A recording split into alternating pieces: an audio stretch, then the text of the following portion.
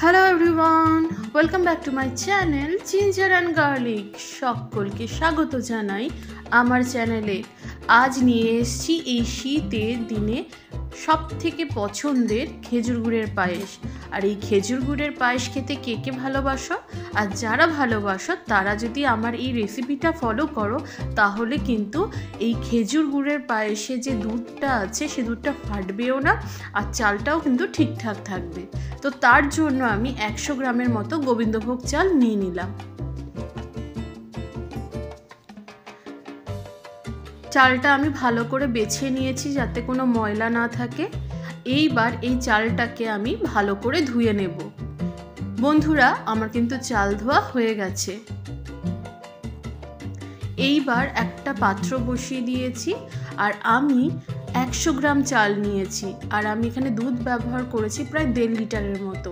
তো আমি এখানে 1.5 লিটারের মতো আমি দুধ দিয়েছি। দিয়ে দিলাম 4টে এলাচ।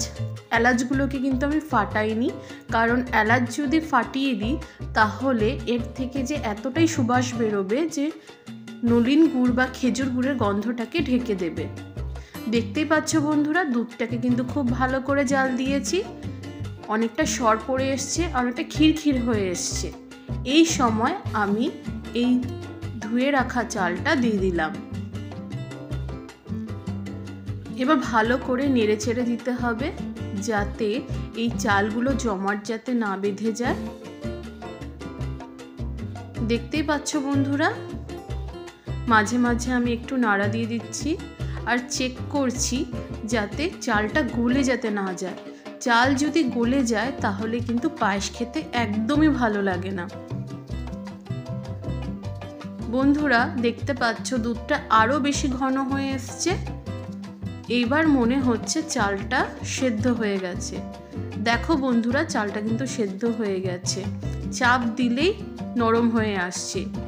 এই মুহূর্তে আমি ওভেনের আঁচটাকে একদম লো করে দিয়ে আমি খেজুর গুড় দিয়ে দেব। আমি এখানে প্রায় 150 গ্রামের মতো খেজুর গুড় ব্যবহার করেছি। আমার মনে হয়েছে এই খেজুর গুড়ের মিষ্টত্ব সব থেকে ঠিকঠাক হবে, খুব একটা মিষ্টি হবে না, আবার খুব একটা কমও হবে না।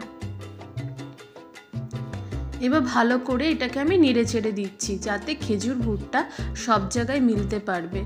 বন্ধুরা, একটা জিনিস লক্ষ্য করেছো, আমি কিন্তু এর মধ্যে যে খেজুর গুড়টা দিয়েছি, এই খেজুর গুড়টা দেওয়ার কারণে অনেকটা পাতলা হয়ে গেছে।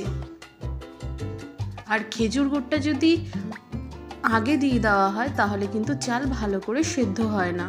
তাই সব সময় চাল সেদ্ধ হওয়ার পরই কিন্তু খেজুর গুড়টা দিতে হবে।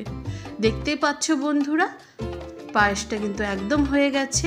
আর বন্ধুরা, একটা জিনিস বলতে ভুলে গেছি, আমি কিন্তু এর মধ্যে সামান্য একটু নুন দিয়েছি আর আমি কিশমিশও দিয়েছি, কিন্তু আমার ক্যামেরা অন না করার এই দুটো ক্লিপ কিন্তু দিতে পারিনি।